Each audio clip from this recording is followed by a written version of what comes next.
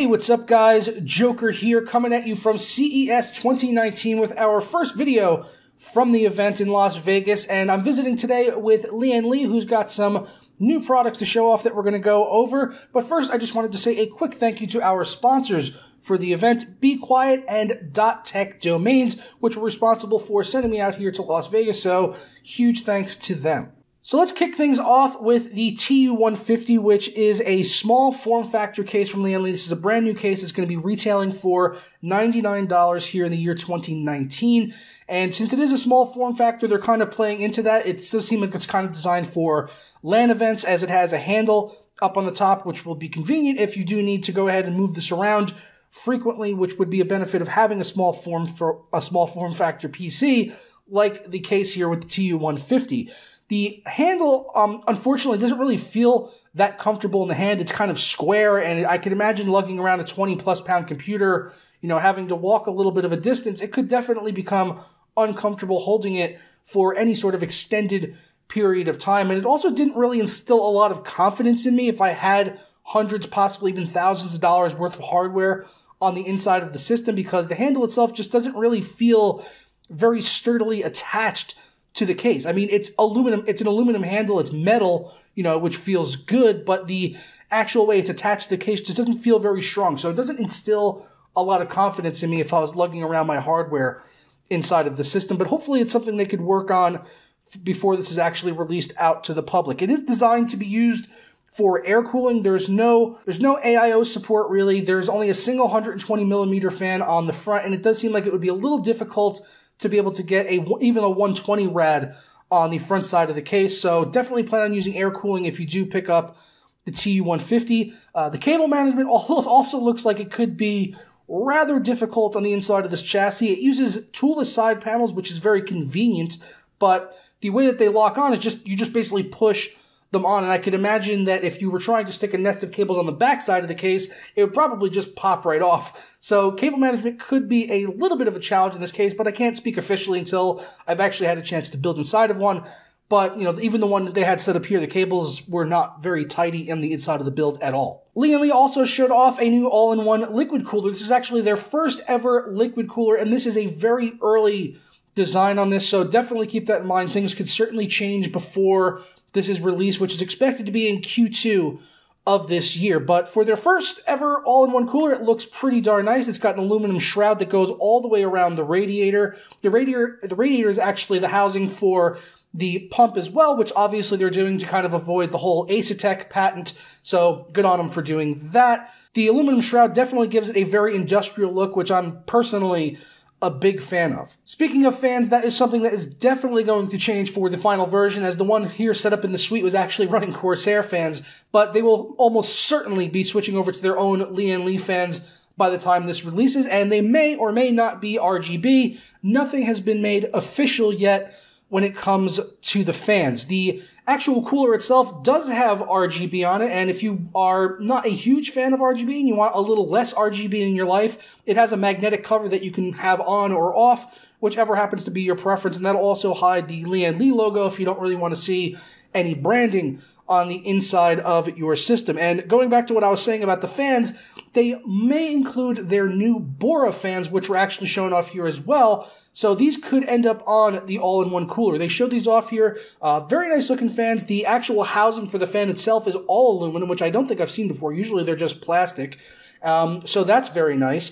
They do have RGB, and right now they are only doing 120 millimeter fans, and at launch they're only going to be selling them in 3-fan bundles, which is going to be $49, which is actually very reasonable to be able to buy 3 fans at $49 that have RGB and aluminum and all that. That's not a bad price.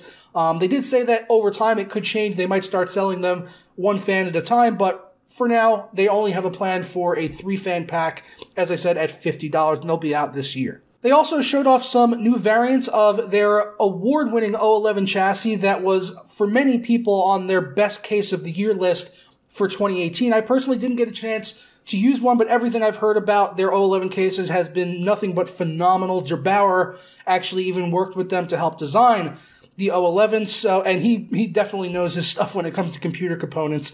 So yeah, they got a really good case here, and now they're partnered up with Razer as well as Asus for an ROG case. The Razer case is basically identical to the original version. It's only an aesthetic change. They added some green accents to things like the USB, and also a Razer logo on the front, of course, on the glass, and an RGB strip has been added onto the case. But other than that, it's completely identical to the original 011 chassis, and it's going to be retailing for $169 versus the $129 for the vanilla version of the 011 case, which comes in either black or silver.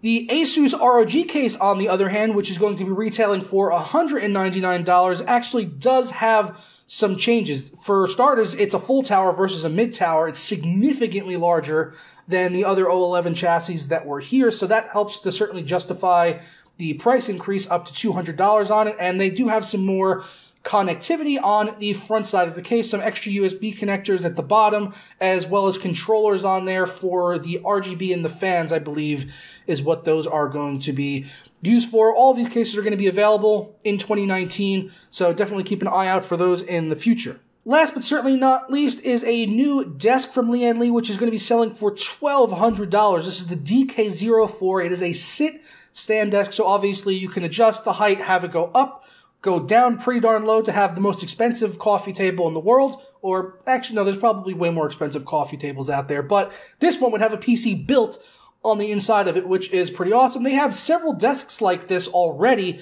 and there are a lot of them out there in the market that allow you to build a PC on the inside of the desk so that you could see it. However, what Lian Li is doing unique with this is if you don't want to see the PC, you can actually hide it with the click of a button. It's running some sort of advanced electrical current through the glass on the top or something. It was just all way too scientific for me. But really all you need to know is that if you push one button, it kind of turns it almost into like a frosted glass, and then you can't see the PC components on the inside. But since it is glass, if you have RGB, you're still going to be able to see the glow of the RGB and things like that, which is kind of a cool effect. If you didn't want to see that, you could just not use RGB, I suppose.